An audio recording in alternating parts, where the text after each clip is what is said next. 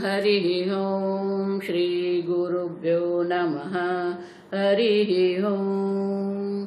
ॐ शन्नो मित्रः शं वरुणः शन्नो भवत्वर्यमा शन्न इन्द्रो बृहस्पतिः शन्नो विष्णुरुक्रमः। नमो ब्रह्मणे नमस्ते वायो त्वमेव प्रत्यक्षं ब्रह्मासि त्वमेव प्रत्यक्षं ब्रह्म वदिष्यामि ऋतं वदिष्यामि सत्यं वदिष्यामि तन्मामवतु तद्वक्तारमवतु अवतु माम् अवतु वक्तारम्। ॐ शान्ति शान्ति शान्तिः। ॐ सहना भवतु सहनौ भुनक्तु सह वीर्यं करवावहै तेजस्विनावधीतमस्तु मा विद्विषावहै। ॐ शान्ति शान्ति शान्तिः। सदाशिवसमारम्भां शङ्कराचार्यमध्यमाम् अस्मदाचार्यपर्यन्तां वन्दे गुरुपरम्परां।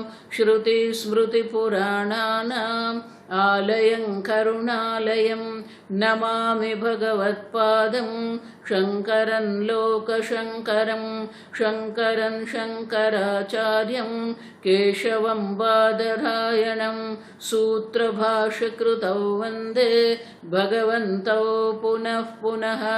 ईश्वरो गुरुरात्मेति मूर्तिभेदविभागिने व्योमवद्व्याप्तदेहाय दक्षिणामूर्तये नमः। निधये सर्वविद्यानां विषजे भवरोगिणां गुरवे सर्वलोकानां दक्षिणामूर्तये नमः।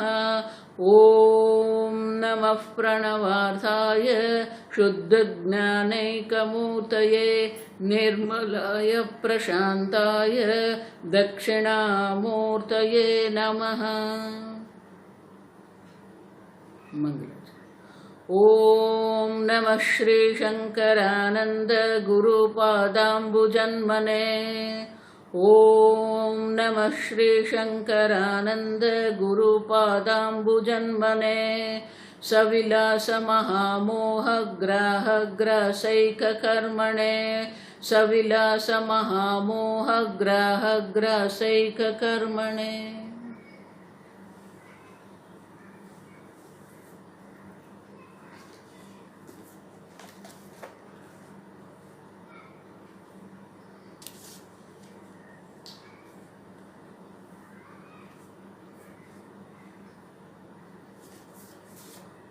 श्लोक नंबर 19। असंदिग्धा विपर्यस्त बोधो देहात्मनिक्ष्यते बोधो देहात्मनिक्ष्यते।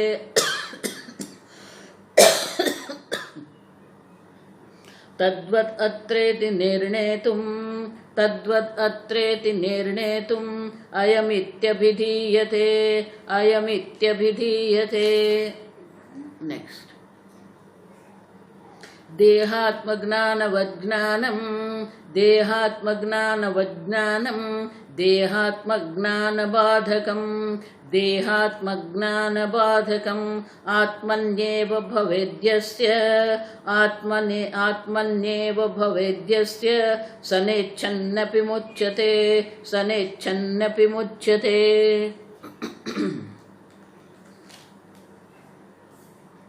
अयम् इति अभिधीयते। अयम शब्द आत्मानं चेद्विजानीयात् अयमस्मीति पुरुषः। तो मंत्र में जो अयम शब्द है वो अयम शब्द का अर्थ क्या है? और इसलिए कहते हैं कि अयम शब्द का पहला अर्थ ये है कि बहुत स्पष्ट ज्ञान है, संशय विपर्य रहित जो ज्ञान है, किसी भी प्रकार का संशय नहीं है। जिस प्रकार से हमारा अयम माने कि जो प्रत्यक्ष ज्ञान जो है हमारा प्रत्यक्ष ज्ञान जो होता है वो संशय विपर्य रहित होता है। ये पुष्प है, ये गुलाब है, अब देखो ये मोबाइल है, ये हरा रंग है, ये लाल रंग है, जो हमारा प्रत्यक्ष ज्ञान, अयम मानी प्रत्यक्ष, हमारा प्रत्यक्ष ज्ञान जितना स्पष्ट होता है उतना ही स्पष्ट ये ज्ञान होना चाहिए। और इसलिए कहते हैं असंदिग्ध विपर्यस्त बोध देहात्मने इक्ष्यते तु देह रूपे आत्मने। देखो श्लोक बहुत सुंदर है। जिस प्रकार से तद्वत, तद्वत मानी जिस प्रकार से मैं देह हूं, आपको कोई संशय नहीं है। जन्म से ही सब अपने को देह मानते हैं, उनमें कोई संशय भी नहीं है, भ्रांति भी नहीं है। तो जितनी दृढ़ता, जितनी स्पष्टता आपको अभी मैं देह हूं है, उतनी ही तद्वत उतनी ही स्पष्टता कहाँ होनी चाहिए? निर्णय तुम। अब हमारा ज्ञान जो है बिल्कुल संशय और भ्रांति रहित होना चाहिए। किसी भी व्यक्ति को कभी भी ऐसा कहना नहीं पड़ता है तू मनुष्य है। और इसलिए टीकाकार लौकिका नाम प्रसिद्ध देह रूपे आत्मनि संशय विप्र रहित है। जो अज्ञानी जन है, जो लौकिक लोग हैं, ये प्रसिद्ध है, सबको देह में ही अहम बुद्धि है और उनमें कोई संशय नहीं है। हमारा संपूर्ण जो व्यवहार चल रहा है वो संपूर्ण व्यवहार किनके आधार पर चल रहा है? मैं देह हूं। तो कहते हैं कि जितनी स्पष्टता तद्वत अत्रेति, अत्र माने कि ये आत्म तत्व में भी इतनी ही स्पष्टता हमारे जीवन में होनी चाहिए। और इसलिए कहते हैं निर्णय तुम। तो उस स्पष्टता को संशय रहित, भ्रांति रहित स्पष्ट ज्ञान का निर्णय करने के लिए ही ये अयम शब्द का प्रयोग हुआ है। आप समझो, जितना प्रत्यक्ष ज्ञान हमारे लिए स्पष्ट है और जितना मैं देह हूं स्पष्ट है, कोई संशय नहीं है। किसी को भी कहना नहीं पड़ता है तू देह है। जन्म से ही मैं देह हूं, ये स्पष्ट है सबको।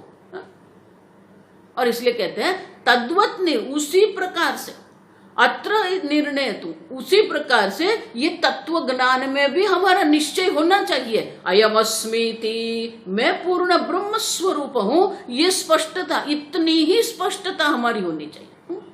अब देहात्म में जितनी बुद्धि हमारी दृढ़ है उतनी ही दृढ़ता हमारी आनी चाहिए। मैं ब्रह्म हूं, मैं शुद्ध चैतन्य हूं।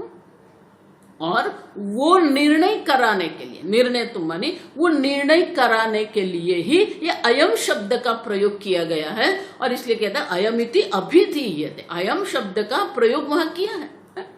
तो आगे श्लोक में दर्शाते उपदेश साहस्री का, जो शंकराचार्य जी का बहुत सुंदर बड़ा ग्रंथ है, उपदेश साहस्री कहते हैं, 1000 श्लोक, आप समझो। तो उसका ये एक श्लोक जो है यहाँ पर भारती तीर्थ मुनि जी उनका अवतरण करते हैं। ईदृश्य से एव बोधस्य मोक्ष साधनत्वे च आचार्य वाक्यम संवादयति।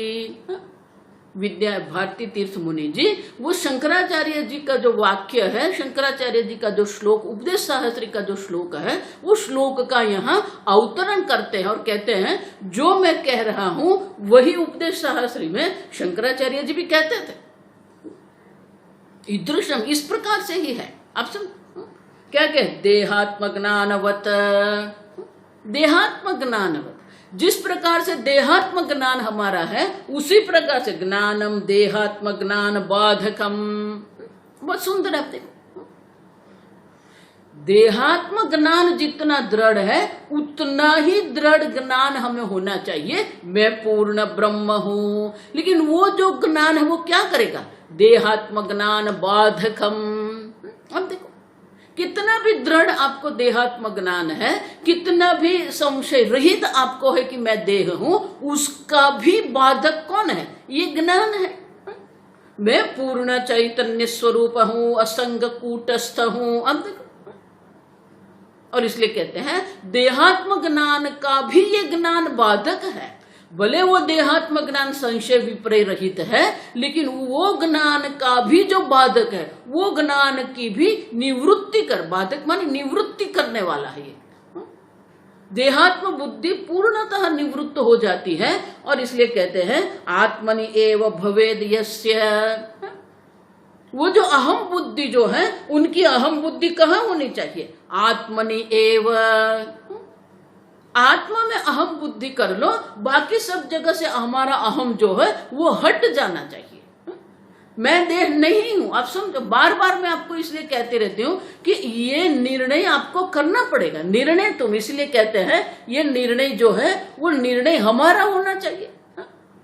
हमें ये निर्णय करना पड़ेगा, मैं देह नहीं हूं। देखो, इसलिए बहुत सारे लोगों को ये वेदांत में रुचि नहीं होती है। क्यों? क्योंकि हमें अन्य के निर्णय पर चलने की आदत है। अन्य के निर्णय पर ही हम चलते रहते हैं। और आजकल का जो ये जमाना है, ये आधुनिक जगत जो है, बिल्कुल वही चल रहा है। और उनको एक बड़ा सा नाम दे देते हैं, और इसलिए हमें ऐसा लग रहा है कि ये बहुत अच्छा है। आप समझो,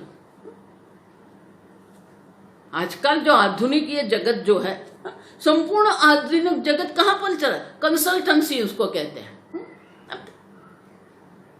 कहीं पर जाओ, कंसल्टेंसी। अन्य को हम कंसल्ट करते हैं, अन्य के साथ हमें सलाह मशवरा करते हैं, अन्य के पास हम सलाह लेते हैं, अन्य की हम मदद लेते हैं, अन्य की सहाय लेके हम अन्य के द्वारा ही निर्णय करवाते हैं।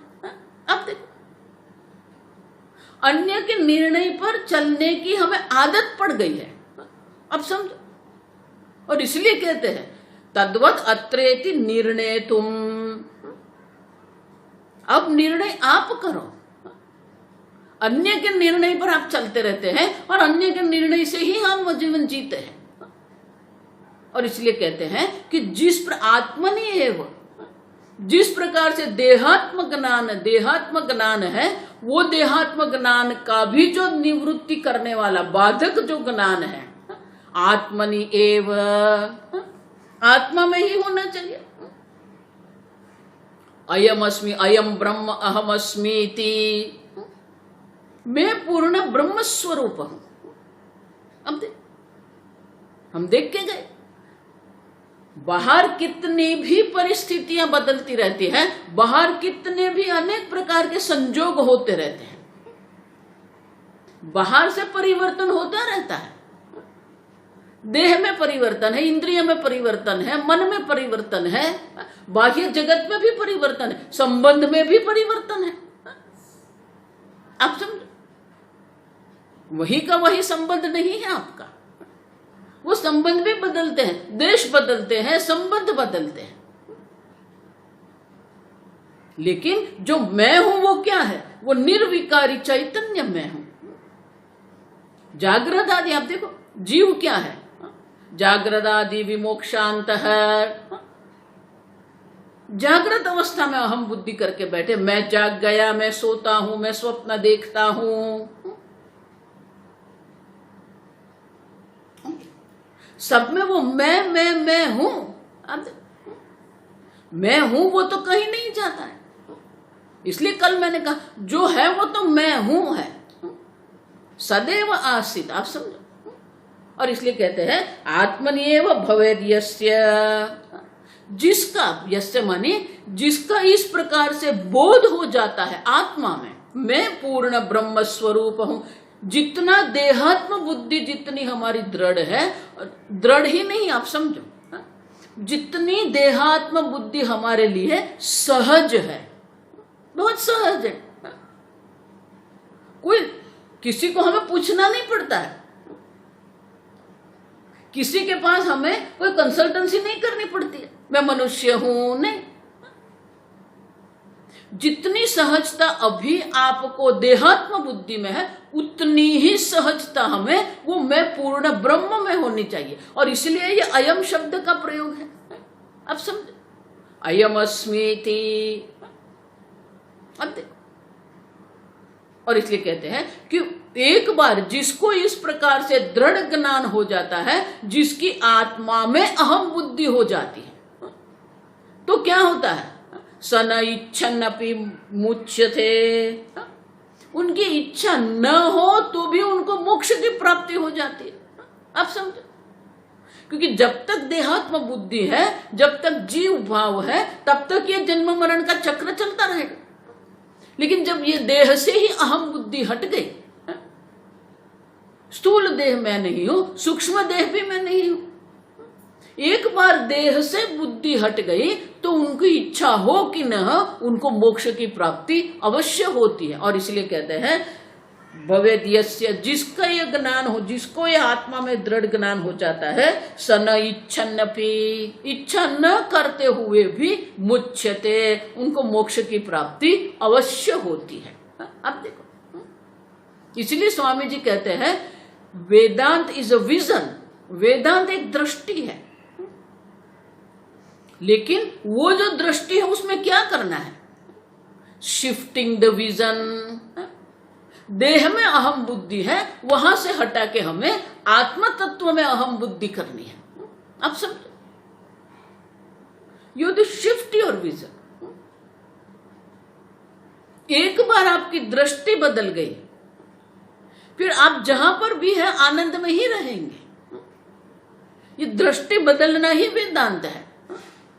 इसलिए स्वामी जी का पुस्तक है नीड फॉर कॉग्निटिव चेंज। आप देखो, कॉग्निटिव चेंज माने क्या है, आपका जो वैचारिक जगत जो है, आपका जो बौद्धिक जगत जो है, वो वैचारिक बौद्धिक जगत में परिवर्तन लाने की आवश्यकता है। हम बाह्य परिवर्तन में बहुत मानते हैं, ये बदलते हैं, वो बदलते हैं। अब देखो, आगे मैं कह के गई, संसारी कौन है, जो अन्य को बदल के सुखी होने का प्रयत्न जो कर रहा है वो संसारी है। जो अपनी दृष्टि बदलने का तैयार है वो साधक है, और जिसने अपनी दृष्टि बदल दी है वो सिद्ध है, वो ज्ञानी है। जिसकी दृष्टि देहात्मा से हटके आत्मा में दृढ़ हो गई है। आत्मन्येव आत्मना तुष्ट है। आप समझ, आपकी दृष्टि कहाँ है? अगर आपकी दृष्टि देहात्मा में है, आपकी दृष्टि बाह्य सत्ता पर है, आपकी दृष्टि धन पर है, आपकी दृष्टि नाम पर है, आप देखो, हम दूसरे को भी छोटा मानते हैं। किस प्रकार से?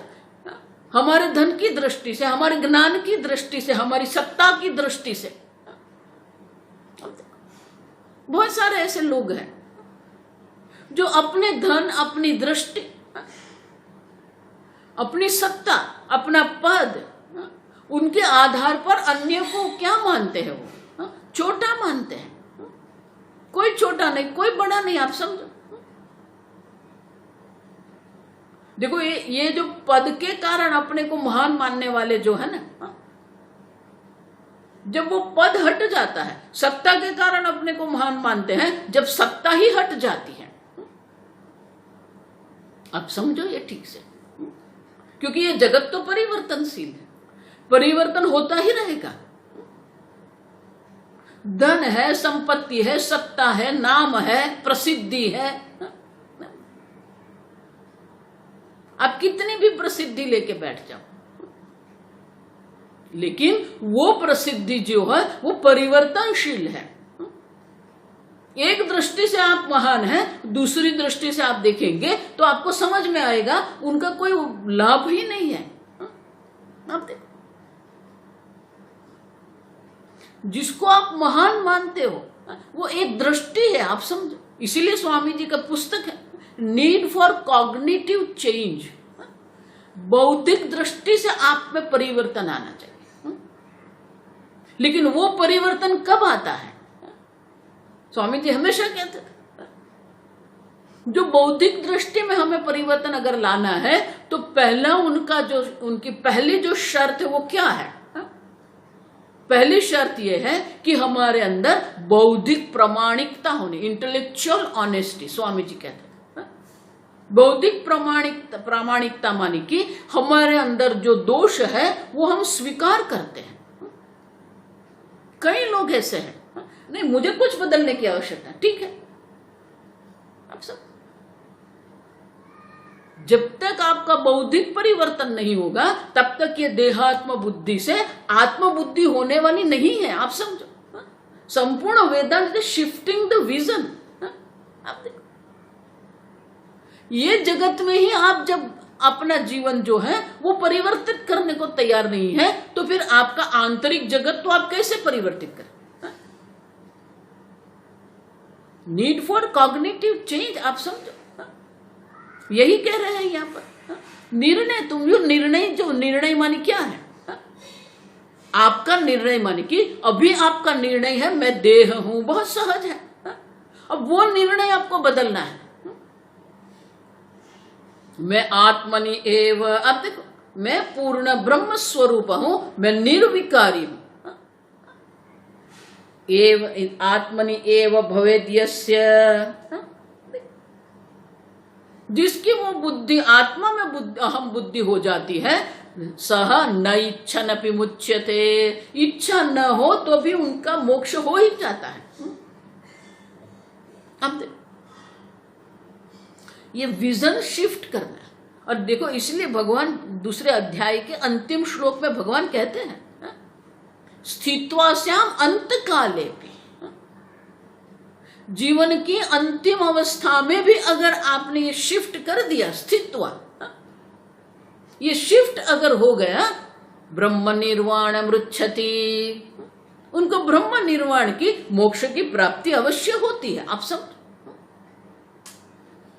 और शंकराचार्य जी वहां कहते हैं कि जिसने युवा अवस्था में ही ये प्रयत्न आरंभ कर लिया है उनके लिए तो पूछना ही क्या है। अंत काल में अगर आपका विजन बदल गया, आपकी दृष्टि बदल गई तो आपको मोक्ष की प्राप्ति होती है। अब समझो, देखो इसलिए मैं बार बार कहती रहती हूं कि जो भी संप्रदाय है बाह्य परिवर्तन पर ही वो केंद्रित है।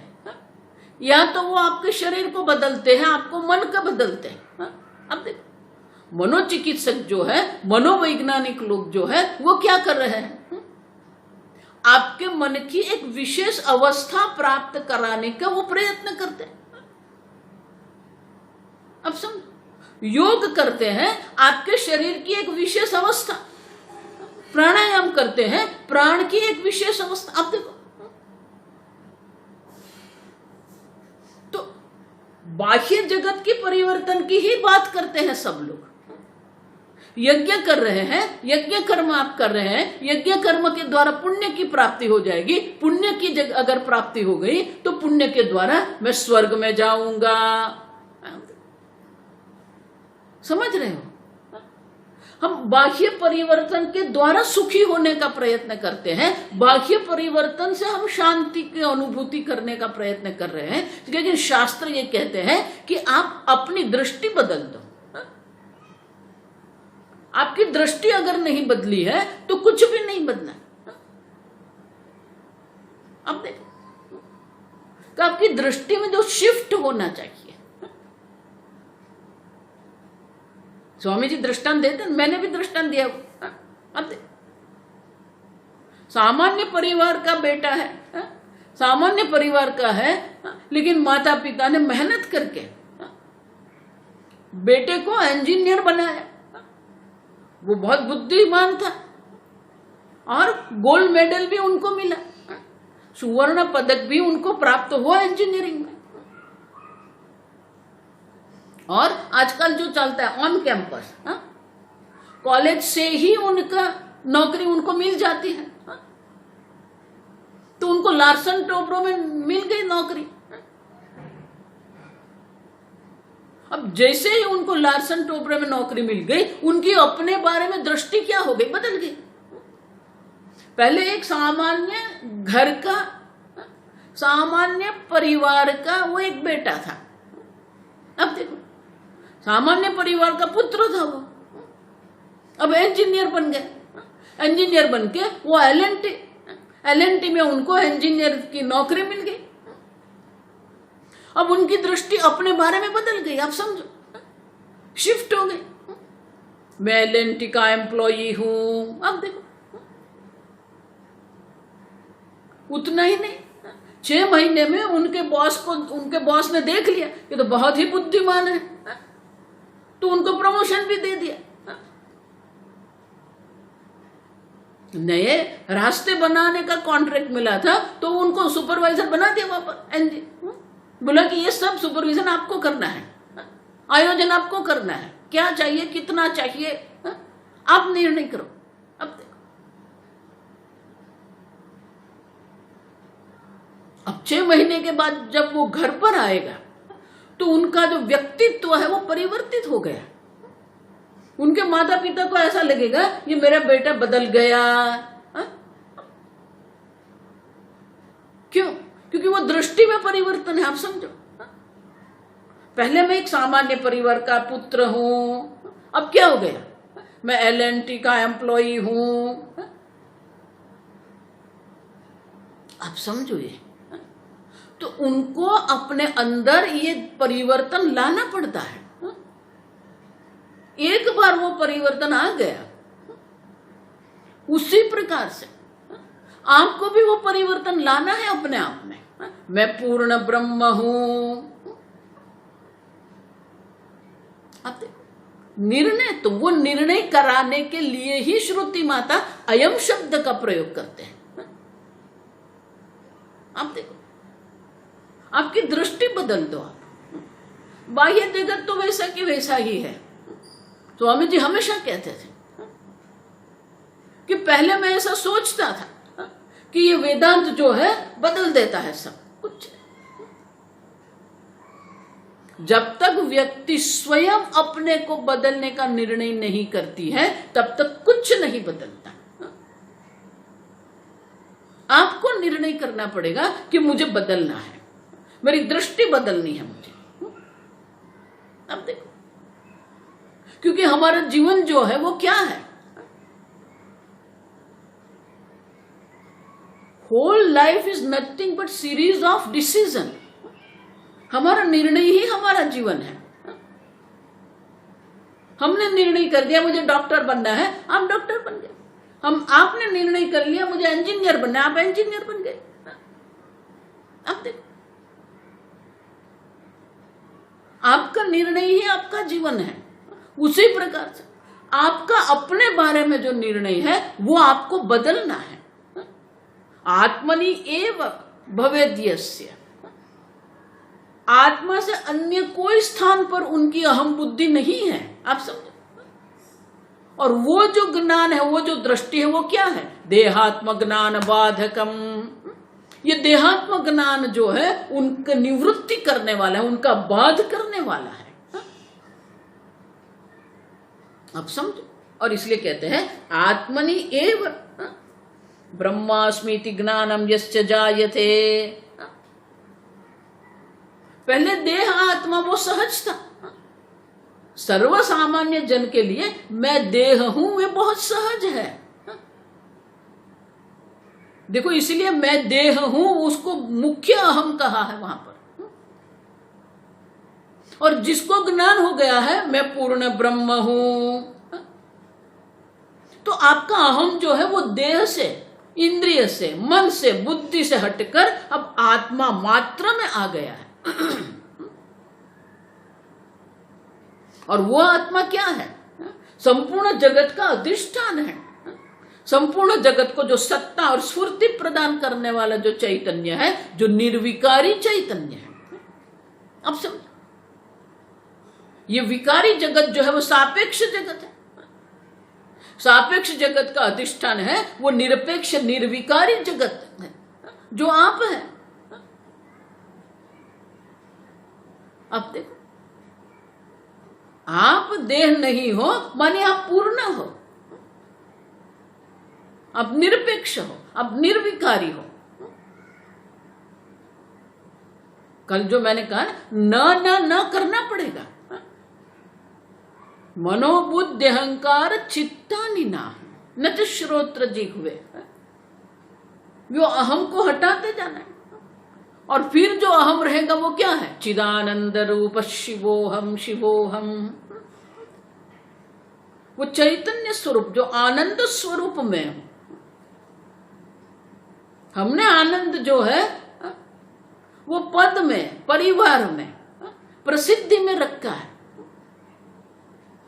वो हम वहां से हटके आत्मनि एव भवेद्यस्य, जिसका हम आत्मा में है। देखो ये कुछ नई बात नहीं, भगवान गीता में यही कह रहे हैं कि आपकी दृष्टि आत्मा पर आप लाके रखो। अंदर राम ही, बाहर राम ही, जहां देखो तहां राम ही राम। सर्वम खलु इदम ब्रह्म, और वो ब्रह्म मैं हूं। आप देखो, अखिल ब्रह्मांड मां एक तो श्री, ये दृष्टि है हमारी। लेकिन हमारी दृष्टि नाम और रूप पर अटक के रह गई है। घड़ा नाम और रूप है, लेकिन वो घड़ा और घड़ा जो नाम रूप है, उनका जो अधिष्ठान जो मिट्टी है, उन मिट्टी पर हमारी दृष्टि जाए। उसी प्रकार से ये संपूर्ण जगत जो है, संपूर्ण जगत का जो अधिष्ठान है, संपूर्ण जगत की जो सत्ता है, वो आप है। सतः अभावः न विद्या। आप देखो, मैंने कहा ना, मैं हूं वही पकड़ना है आपको। सत जिसको कहते हैं, सच्चित जिसको कहते हैं,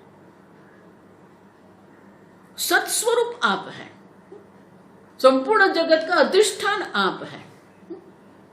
संपूर्ण जगत को प्रकाशित करने वाले आप हैं। आप है तो ये संपूर्ण जगत है। आप समझो, आप ही नहीं है तो फिर क्या है? कुछ नहीं। और इसलिए कहते हैं आत्मनि एव भवेद्यस्य, जिसकी ये दृष्टि जो है देह भाव से देह भाव से हटके जिसकी बुद्धि आत्मा भाव में हो गई। मैं आत्मा, निर्विकारी आत्मा हूं, कूटस्थ आत्मा। उनकी इच्छा हो कि न हो, उनको मोक्ष की प्राप्ति अवश्य होती है। तो इनका अर्थ क्या हुआ? ये जगत बंधन का कारण नहीं है, ये जगत आपका दुख का कारण नहीं है। आपकी दृष्टि, देहात्म बुद्धि जो आपकी है, आपकी दृष्टि आपका दुख का कारण है। आपकी दृष्टि जो है वो आपका बंधन का कारण है। दृष्टि अगर बदल गई तो बंधन भी नहीं है, शोक भी नहीं है, मोह भी नहीं है।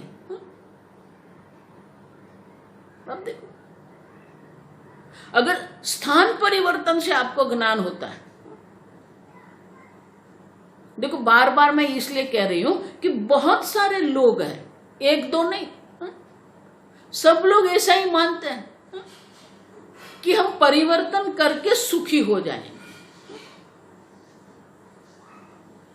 बाह्य परिवर्तन से कुछ नहीं होता है, आंतरिक परिवर्तन होना चाहिए। वो परिवर्तन भी कहां पर? हमारी दृष्टि पर। Need for cognitive change. आप देखो, आपकी दृष्टि बदलनी है। मैं पूर्ण हूं, मैं असंग हूं। आप समझो। और इसलिए कहते हैं आत्मनिएव मोक्षः इच्छा रहितः विमुच्यते संसार हेतोः अज्ञास्य ज्ञानेन अपबाधितत्वात्। उनका मोक्ष क्यों होता है? क्योंकि ये जो ज्ञान है, मैं पूर्ण ब्रह्म स्वरूप, ये ज्ञान जो है वो अज्ञान की निवृत्ति कर देता है, अविद्या की निवृत्ति कर देता है। अब जब अविद्या ही नहीं रही है तो संसार की भी कोई संभावना है ही नहीं। आप समझो। देखो, इसलिए शास्त्र में उसे युगपत कहते हैं। देखो ये क्यों कह रहे हैं? क्योंकि उनको युगपत कहते हैं। युगपत माने एक ही क्षण में होता है, दो नहीं है। उनको संस्कृत में कहते काल व्यवधान वहां नहीं है। ज्ञान होना और मोक्ष की प्राप्ति होना, उनमें कोई काल का व्यवधान नहीं है। आप समझो। देखो, सर्प बुद्धि जिसको हुई है, अब जब उसको रज्जु, ये रस्सी है, ये ज्ञान होता है, इयम रज्जुः। तो जिस क्षण उनको रज्जु का ज्ञान होता है, रस्सी का ज्ञान होता है, उसी क्षण सर्प की भी निवृत्ति हो जाती है। उसी क्षण, अंग्रेजी में उसको साइमल्टेनियस कहते हैं, संस्कृत में युगपत कहते हैं।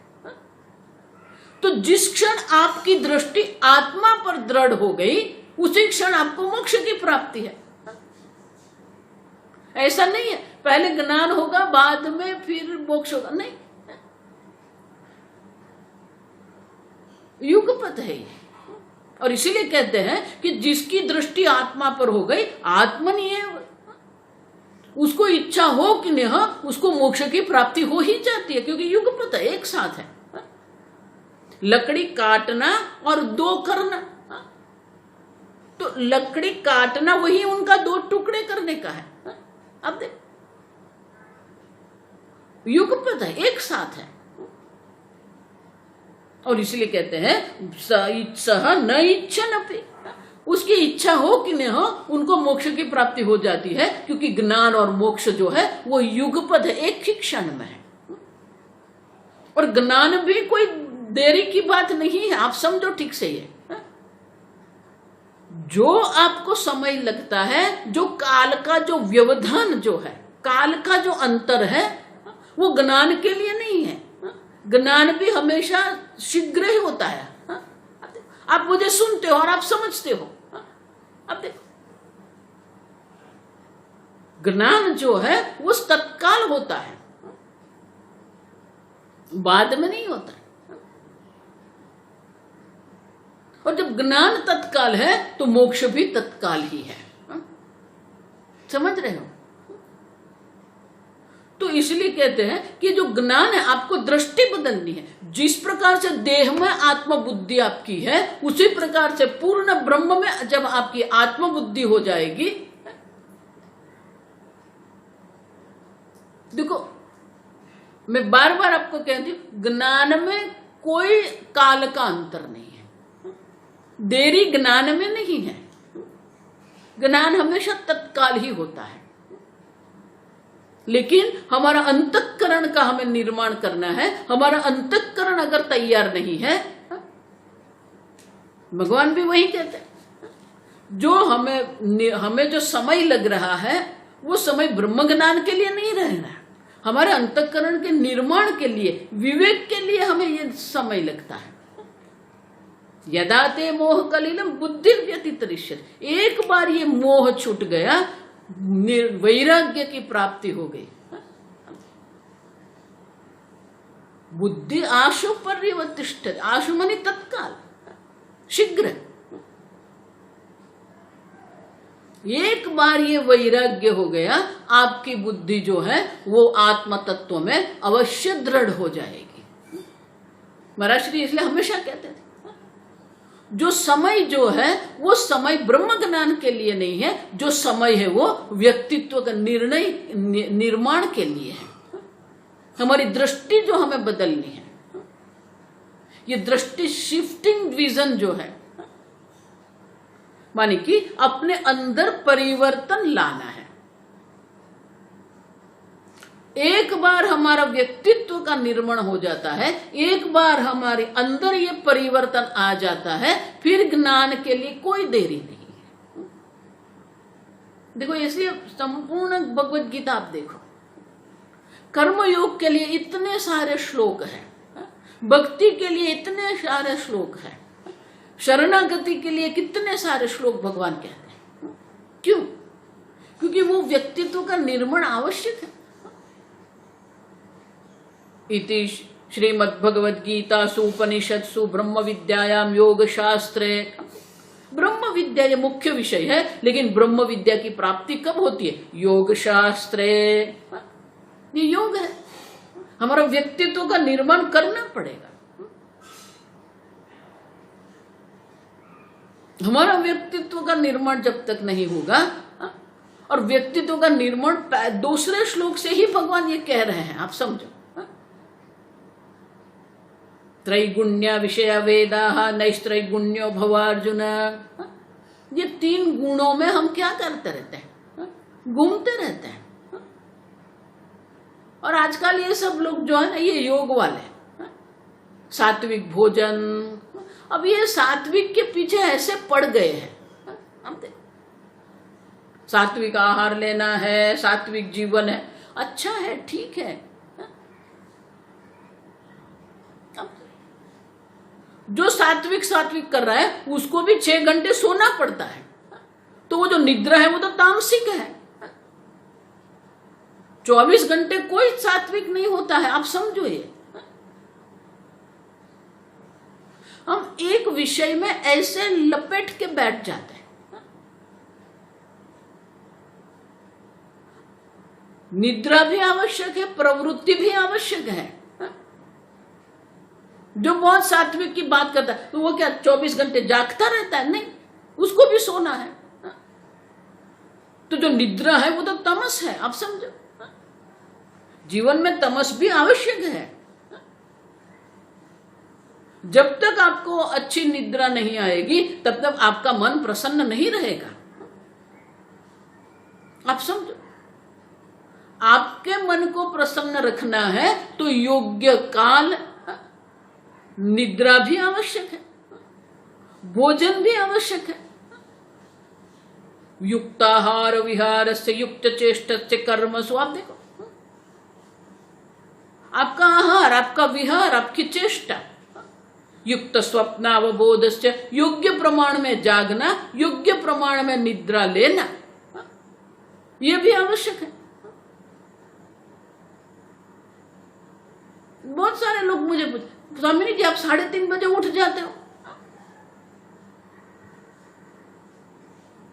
स्वामी जी वो 3:30 बजे ब्रह्म मुहूर्त में जागना है। जागो, किसी को कोई मनाही करनी ही नहीं है, करो जो करना है। पहले का जो जीवन था, वो 6 बजे भोजन कर लेते थे, संध्या काल में भोजन हो जाता था। 8 बजे तो सब काम करके सब फ्री हो जाते थे। आज तो 9 बजे 10 बजे तो लोग भोजन करते हैं। अब समझो, जीवन परिवर्तन हो गया है।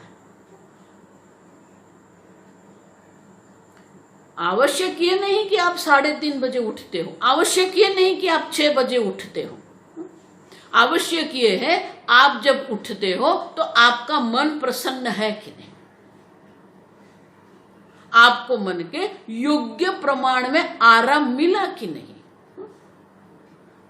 देखो, भगवान नहीं कहते कि 6 घंटे सोना है, 8 घंटे सोना है। युक्त स्वप्नावबोध से, योग्य प्रमाण में निद्रा भी आवश्यक है, योग्य प्रमाण में युक्त चेष्टा, योग्य प्रमाण में प्रवृत्ति भी आवश्यक है। अब तो ये सात्विक जो करते रहते हैं ना, अब देखो, ये ऐसे लोग एक बात पर अटक जाते हैं और फिर उसी को सर्वस्व मान के चल रहे हैं। वो एक मंत्र को पकड़ लिया, अब वो मंत्र को ही सर्वस्व मानते हैं। अब ऐसा मत करो, क्योंकि पूर्ण व्यक्तित्व का निर्माण करना है हमें। आपका देह, आपकी प्रवृत्ति, आपका मन, आपकी बुद्धि, जब तक संपूर्ण व्यक्तित्व का निर्माण नहीं होता है, ब्रह्म ज्ञान की कोई संभावना नहीं है। इसलिए भगवान बार बार कहते, मय्येव मना दस्तो मयि बुद्धिम निवेश, मत कर्म कृत, मत परमः, मत भक्त। अब देखो, मन मना भव, मत भक्त, मद्याजी माम नमस्कुर। अब देखो, अब जो भी प्रवृत्ति कर रहे हैं वो प्रवृत्ति में भगवान कहते हैं आप मुझे भी जोड़ दो। आपका मन है, आपका मन को मेरे साथ जोड़ दो। मन मना भव, मत भक्त है, आपका प्रेम है, आपका जो प्रेम का जगत है उसके साथ मुझे जोड़ दो। मत याज, आप जो यज्ञ कर्म कर रहे हैं, आप जो पुण्य कर्म कर रहे हैं उसके साथ भी मुझे जोड़ दो। माम नमस्कुरु, आप देखो, शरणागति आप मेरी ले लो। आप समझो ये। तो जो देरी जो है मोक्ष प्राप्त करने की, जो देरी हो रही है, वो देरी ब्रह्म ज्ञान की नहीं है, आपके व्यक्तित्व के निर्माण की है। और इसीलिए कहते हैं देहात्म ज्ञानवत। अब देहात्म ज्ञान, जिस प्रकार से देह में आपको सहज बुद्धि है, अहम बुद्धि होके बैठी है, इतनी ही सहज बुद्धि आपको आत्मज्ञान में होनी चाहिए। तद्वदिति देहात्म ज्ञान। और वो ज्ञान क्या है? वो देहात्म ज्ञान को निवृत्त कर देगा, देहात्म ज्ञान बाधक। और इसीलिए आत्मनि एव, देखो ये एवकार जो है ना, आत्मा में ही अहम बुद्धि करके रखो। और इसलिए कहते हैं जो अयम शब्द का जो प्रयोग है वो 3 बात है, आप समझो। पहला तो अयम शब्द मानी वो प्रत्यक्ष है, मानी कि स्पष्ट है। जितना प्रत्यक्ष ज्ञान हमारे लिए स्पष्ट होता है उतना ही स्पष्ट ये ब्रह्म ज्ञान होना चाहिए। दूसरा, जिस प्रकार से प्रत्यक्ष ज्ञान में कोई संशय नहीं होता है, उसी प्रकार से ये ब्रह्म ज्ञान में भी अपनी ब्रह्मता पर, अपनी पूर्णता पर कोई संशय नहीं होना चाहिए। और तीसरा, विपर्यय रहित माने कि भ्रांति भी नहीं होनी चाहिए। आप जो नहीं है वो मैं नहीं हूं, ये स्पष्ट होना चाहिए। अब देखो, तो प्रत्यक्ष ज्ञान की तरह वो स्पष्ट होना चाहिए, संशय रहित होना चाहिए, भ्रांति रहित होना चाहिए। तब वो जो ज्ञान है वो क्या है? सह नैच्छन अपि मुच्यते। इच्छा न करने पर भी मोक्ष की प्राप्ति अवश्य उनको होती है, क्योंकि ब्रह्म ज्ञान और मोक्ष जो है वो युगपत है, साइमल्टेनियस। पहले ज्ञान होगा फिर मोक्ष होगा, ऐसा नहीं है। देखो, बहुत वर्षों पहले की ये बात है। कहीं पर मैं वेदांत पढ़ाती थी, तो 2 बहन, वो दोनों सुबह में प्रातः काल जो उपनिषद के वर्ग रहते थे वहां आने लगे और बहुत आनंद आता था। तो जब ये मैंने युगपत की बात की तो प्रवचन के बाद वो दोनों रुक के फिर मुझे पूछने लगे कि आप कह रहे हो कि ज्ञान हो जाए तो तत्काल मोक्ष भी है। मैंने बोला वही तो है। तो बोले नहीं नहीं। मैंने बोला क्यों? नहीं नहीं, हमारे गुरु ने हमको ज्ञान तो दे दिया है लेकिन अभी मोक्ष नहीं हुआ है। अब देखो, अब गुरु जी ने ज्ञान दे दिया है,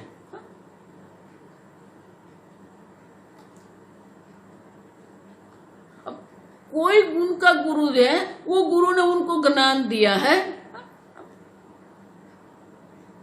और प्रश्न मुझे पूछ रहे हैं कि मोक्ष क्यों नहीं हुआ। तो मैंने कहा कि अब गुरुजी से पूछिए कि आपने ज्ञान दे दिया तो ज्ञान हुआ तो मोक्ष भी हुआ ना। तो बोले नहीं, मोक्ष की तो कोई बात नहीं करते, वो तो ज्ञान की ही बात करते हैं।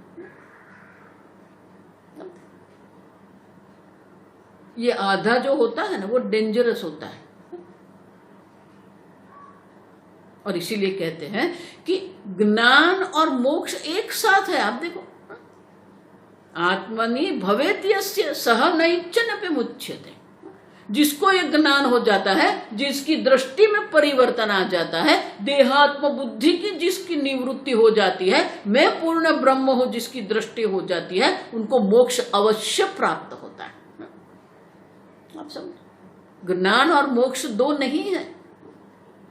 देखो, इसीलिए मैं कहती हूं, और अन्य प्रकार के संप्रदाय हैं, वो ज्ञान की बात नहीं करते, वो मोक्ष की बात करते हैं। उनको ज्ञान से कोई संबंध नहीं है। आप गुरु के शरण में आ जाइए, गुरु आपको मोक्ष दे देंगे, गुरु आपको संसार से निवृत्त करा देंगे। अब कैसे कराएंगे?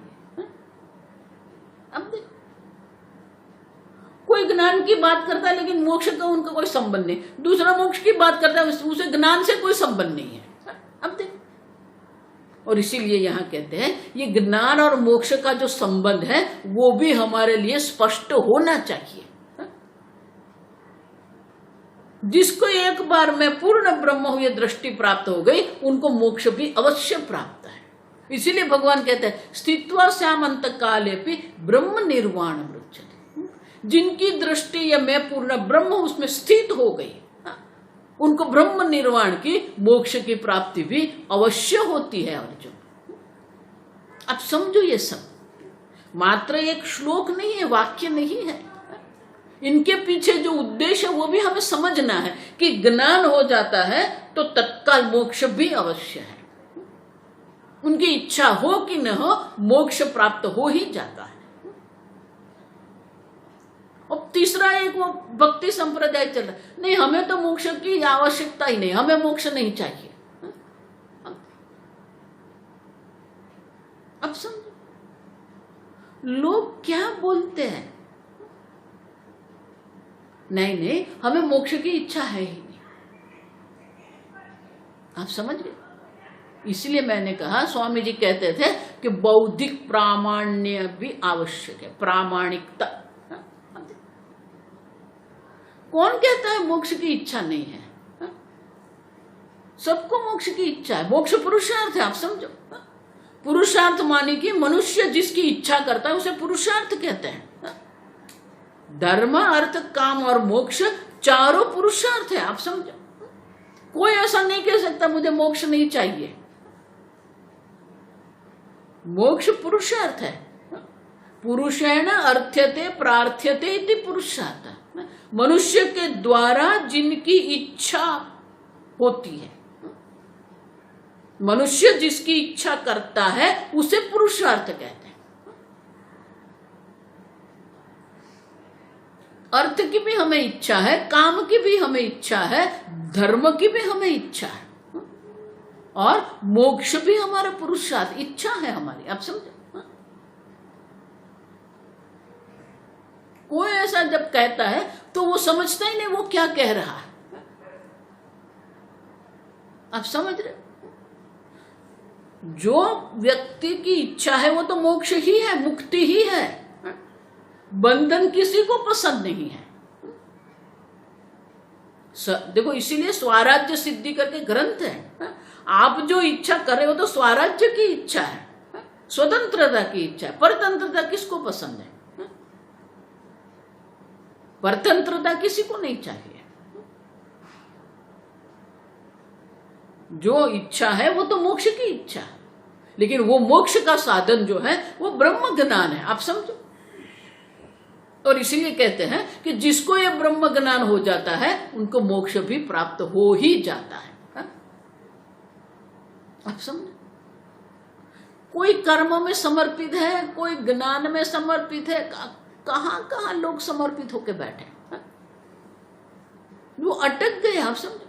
इसलिए दक्षिणामूर्ति स्तोत्र में भगवान शंकराचार्य जी कहते हैं देहम प्राणमपि इंद्रियाण्यपि चलान बुद्धिम च शून्यम विदुहु। अब देखो कोई देह में अटक गया है, कोई इंद्रिय में अटक गया, इंद्रिय मानी भोग में अटक के बैठा है, कोई मन में अटक गया है, कोई ज्ञान में अटक गया है। अब देखो कहां कहां हम रुक गए हैं। हमें वहां से आगे चलना है। भक्ति भी आवश्यक है, भगवान के प्रति प्रेम भी आवश्यक है, भगवान की शरणागति भी आवश्यक है। इसलिए भगवान कहते हैं कि ज्ञानी भी मेरा भक्त है। ज्ञानी भी भक्त है, ज्ञानी भी भगवान की शरणागति है ज्ञानी को भी, लेकिन वही संपूर्ण नहीं है। और इसीलिए ये संबंध, ये श्लोक के द्वारा हमें ये संबंध दर्शाते हैं कि जिसकी आत्मा में बुद्धि हो जाती है, आत्मा में अहम भाव हो जाता है, मैं पूर्ण ब्रह्म स्वरूप हूं, उनका मोक्ष अवश्य होता है। न इच्छन अपि, देखो बहुत सुंदर है ये, उनकी इच्छा हो कि न हो उन्हें मोक्ष की प्राप्ति अवश्य होती है। और इसीलिए ये श्लोक के द्वारा बहुत सुंदर हमें समझा रहे हैं कि पहला तो ये, जितनी सहज हमारी देहात्म बुद्धि है उतना ही सहज ज्ञान हमें होना चाहिए, और जब ज्ञान हो जाता है तो मोक्ष अवश्य होता है। आगे हम कल देखें। ओम स्वस्ति प्रजाभ्यः परिपालयन्ताम् न्यायेन मार्गेण महीं महिषाः गोब्राह्मणेभ्यः शुभमस्तु नित्यं लोकाः समस्ताः सुखिनो भवन्तु काले वर्षतु पर्जन्यः पृथिवी सस्यशालिनी देशोऽयं क्षोभरहितः ब्राह्मणाः सन्तु निर्भयाः ॐ सर्वेषां स्वस्तिर्भवतु सर्वेषां शान्तिर्भवतु सर्वेषां पूर्णं भवतु सर्वेषां मङ्गलं भवतु सर्वे भवन्तु सुखिनः सर्वे सन्तु निरामयाः सर्वे भद्राणि पश्यन्तु मा कश्चित् दुःखभाग् भवेत् असतो मा सद्गमय तमसो मा ज्योतिर्गमय मृत्योर्मा अमृतङ्गमय ॐ पूर्णमदः पूर्णमिदं पूर्णात् पूर्णमुदच्यते पूर्णस्य पूर्णमादाय पूर्णमेवावशिष्यते ॐ शान्ति शान्ति शान्तिः। हरिः ॐ श्री गुरुभ्यो नमः। हरिः ॐ।